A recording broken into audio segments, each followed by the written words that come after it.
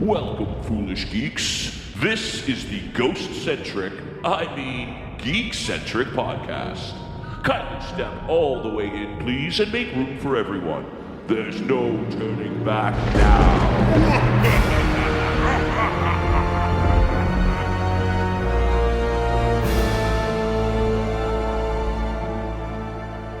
We're about to give you our spoiler-free, quick-fire review of Disney Muppets Haunted Mansion Halloween Special. Joining me, as always, are two gentlemen who are appearing in their corruptible mortal states.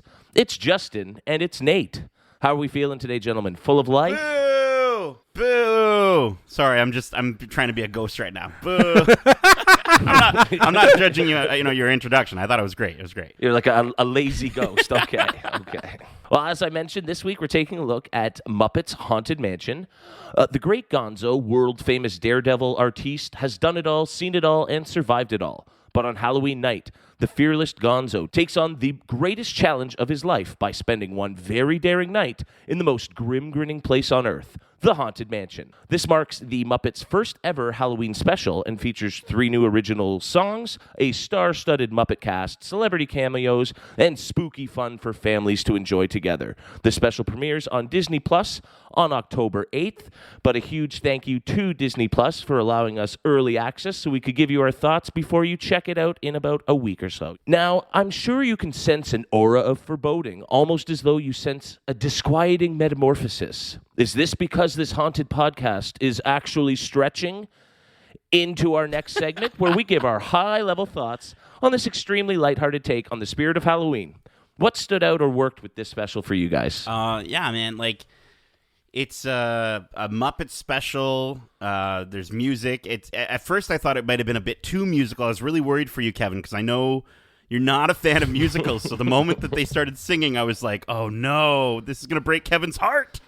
Yeah. Fortunately, I've come to expect that from the Muppets. That's what the Muppet Show was all about, was their big, lavish musical numbers. And so in a fun context like that, I can handle a couple songs. 3 might be too many for 45 minutes. But Yeah. No, I thought this was charming. I enjoyed myself. It was cute. It served as a really great reminder of what makes the Muppets special, with its quirky humor, filled with puns and just sort of dad jokes, and then also just an immense amount of cameos, which I think is a staple to these Muppet specials. But yeah, I thought the humor worked. I thought it landed. It tried to be modern and fun, but. Yeah, I think the talking about the humor, I think the jokes play both to kids and to their parents. Yeah. The bad puns and the very sort of charming old school humor. But then I do think there were some that really missed the mark when it comes to when they tried to do the modern meme culture, with things like ghosting someone, or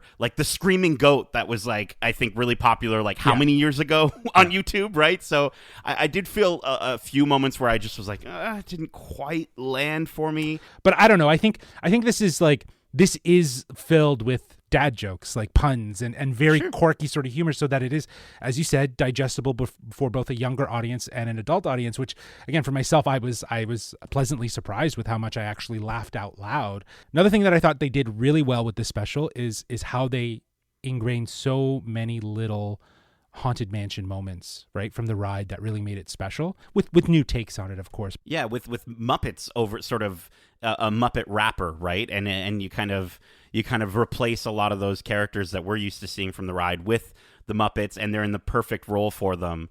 Yeah, man, I agree. I think it pays homage really well to not only the ride, but also to Muppets and to Halloween. They nailed the markers I think they were trying to nail.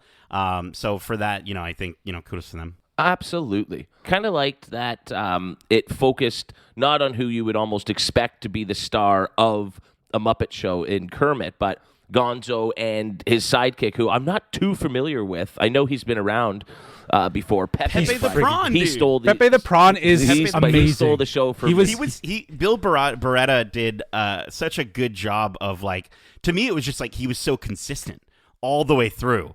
The moment you sort of hear from this character, you're like, I know what he's all about. And yeah, man, I enjoy. Oh, so good. He was the highlight. I think the moments that I was laughing out loud were from the lines that he was delivering and in the moments that he would kind of speak, and how he threw his little Spanish innuendos in there, in and out of his conversation. It was a lot of fun. He definitely elevated the humor that much more, with just how much fun and also I guess meta his character kind of sometimes was in specific moments. And he broke the fourth wall a couple exactly times, for yeah, sure. yeah he broke the fourth wall, and he interacted with us, which I think is, it's always refreshing in these parody stories where we see that. Yeah, man. And a lot of interaction with all the different special guests and celebrity guests, and a lot of cameos. I will say, and I'm not going to spoil any of them, but it's a kind of a odd collection of cameos to have in the Muppets, but not to the point where you're like, oh, I kind of get why they belong in this special. It sort of felt like very haphazard, like the person was maybe on the lot next to them and they brought them in because they had some free time. I don't know. Yeah, we joked. I mean, they were just pulling in people from the hallways, right? You could be in this for a quick. That's how some of the best cameos have happened. Daniel Craig on The Force Awakens, he was shooting Bond. They pulled him in as a First Order trooper. I do agree with you. I don't think that they were all necessarily there, but that's what makes cameos special. You know what I mean? Is having a balance of obscurity, but also like a sort of parallel with maybe there is a reason why they would be making a cameo in this. I mean, if you're asked to be in a Muppet special, you're not going to say no. Of course. Looking at the end credits for this, like, there's a song and dance obviously at the end, and you just see everyone having such a fun time. Like, it looks like the cast, the crew probably had such a blast making this project, and you can really tell because it does really come through in the performances, and of course at the end there. There's a great documentary on the making of Sesame Street and how it came to be and everything like that. And one of the best parts was sort of seeing them between takes, and the puppeteers would joke around, and they'd joke around with the celebrities that might be on that week. And it does just look like such a fun atmosphere to be on. Like, I'm sure whoever they asked said, yes, I'll come in for 30 seconds of screen time just to be on a show that they probably watched growing up. Like, it's like one of those things, hosting SNL, being on the Muppet Show, just having a celebrity cameo on those things is such an honor and so much fun to do. Yeah, and it's totally part of its history. And it's part of a lot of history for a lot of actors. So I think it just, you wouldn't pass up an opportunity to host SNL. I don't think you'd pass up an opportunity to cameo in a Muppet special. But like you said, seeing Alfonso Ribeiro next to Pat Sajak, it's like, what do they have in common? Okie doke. It's such a weird. Jeff Keighley shows up at one point, host of the Video Game Awards. Like, it is again, it's a weird smattering of people. But again, why would you say no if you're asked to be a part of this? I hate to interrupt, but at this point, it looks like restless spirits have halted our progress and stopped our doom buggy. All the time. So let me ask you, creepies and crawlies, toads in a pond, were there any parts of this special of which you weren't so fond? I mean, if the whole special was like what you're doing right now, Kevin, I might have enjoyed it even a little more. I think, honestly, The only thing I will say was, I think it could have been a little tighter in the runtime. I think it could have been a little bit shorter, would have been fine. I guess it feels a little bit different when these things aren't padded out with commercials, because, I'm used to watching some of these more holiday specials on TV back in the day, right? You'd see it on, this seems like something you'd watch on ABC. And they would have as part of like the ABC. Yes, ABC would be the right one because it's right Disney. to Halloween. And so, I could see enjoying a night of it that way, where it would sort of cut from moment to moment with commercials would work. But when you're kind of watching it all in one go, it's sort of, by the end of it, you're kind of like, okay, all right, let's wrap it up. Yeah, no, I totally agree. I think that would actually be probably my only negative that I could really say is that, it was just a little too long. It did feel like at times that they tried to cram as much as they could into this special, and with all the musical numbers, and I don't know if we needed all those musical numbers, but yeah, I would agree with Nate. It just felt too long. I think for me, the part that stood out that bothered me a little bit was actually Will Arnett as the ghost host. I just think that guy's got such a deep voice naturally that I wish he had tried to do a bit more of that traditional narrator that you get when you're actually on the ride, instead of I just didn't think his character portrayed enough fun and menacing, but what's the word I'm looking for here? he just wasn't sarcastic enough. He wasn't tricky enough, like the Yeah. ghost host that Yeah, you're yeah. used to having, guiding you through the Right. ride itself. So that just didn't quite hit See what the you mark. mean. Yeah, he felt reserved in this. He felt like he was really being held back, and I don't know if that was a choice for him as an actor, or if it was a choice by the director or the writers. Like it felt like he probably, knowing him, like I feel like he could have thrown in some one-liners, some riffing off of it, and he might have really helped even for an adult audience to be watching them. But it maybe to your point, Kevin, maybe that didn't play as well for a kid's storyline. I don't know. Maybe, but I recently watched the Lego building competition, the reality show that they had, and he's the host of it, and he's great. over Yeah. the top and super hammy, and that's what he needed to be here. I think. I just think he was a little bit subdued for the character that he was supposed to be playing, but.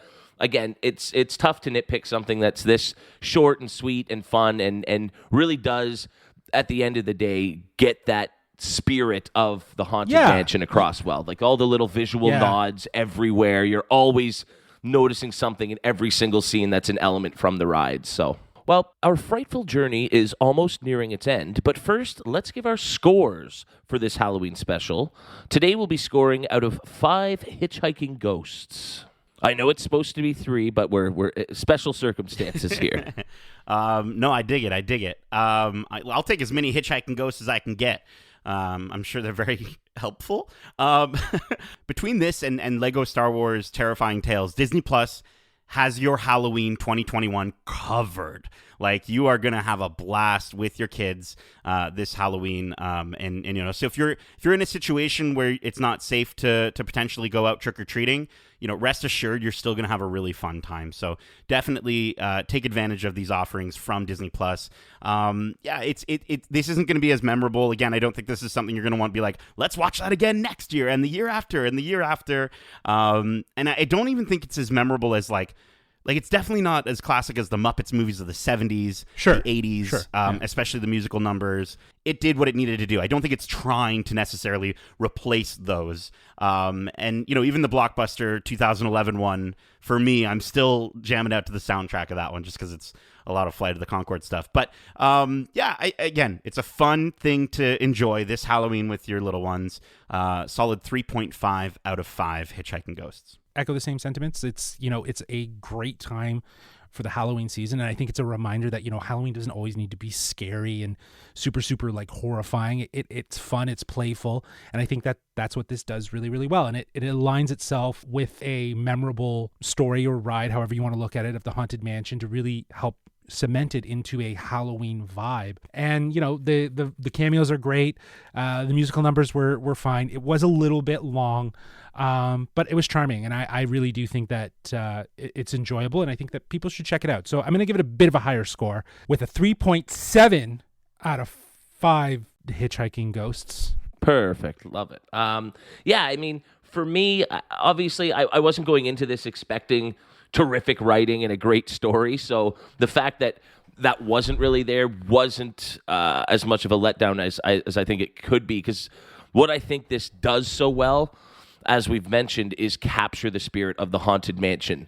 There is more homages to the Haunted Mansion in every single scene of this 45-minute special than there was in the entire 2003 Eddie Murphy movie. Yeah. I mean, that is a Haunted Mansion movie by name only. There is no beautiful little touches and aesthetic, hints of that ride anywhere in that movie. Whereas this, they literally found a way to put every visual cue that you're used to from the rides into the movie somehow. And I think that's really its strength. Maybe a song too many in a 45-minute runtime, but that's probably just the old musical hating grump in me saying that. But yeah, no, I think for fans of the Muppets, for fans of the Haunted Mansion, for fans of family-friendly Halloween content, this is perfect for everyone. And I think anyone who goes in with the right attitude should have a really good time and enjoy themselves, just like going on the ride itself, right? If you sort of let go and be a kid again and just have fun with it, you'll really enjoy it. I'm going to give this a solid 3.8 out of 5 Hitchhiking Ghosts.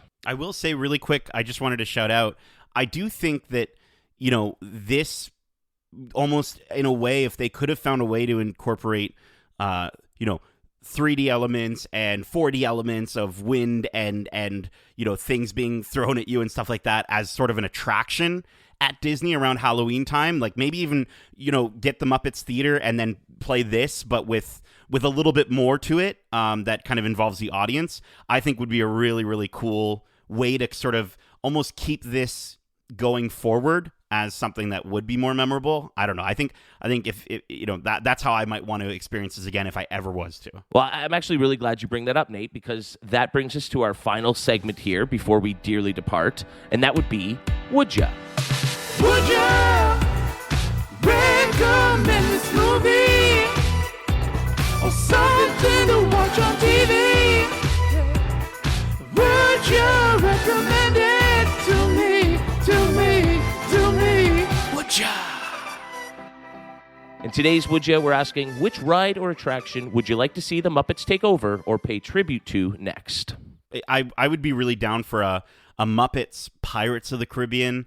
I think, that series has sort of really kind of, I don't know if it's coming back. I don't know if they're going to bring it back from the dead, but I think it would be hilarious if Disney trolled everyone and gave a very serious looking teaser for a new Pirates of the Caribbean movie. And then all of a sudden it's just Gonzo dressed up as Jack Sparrow. I think would be phenomenal. I think, you get Rizzo involved. You get all of them in there. I think would be, really fun time, and that's probably the one that I would do, but I would see if maybe you could try to move it away from the movies and focus more on the original ride attraction as much as possible to sort of focus it in there.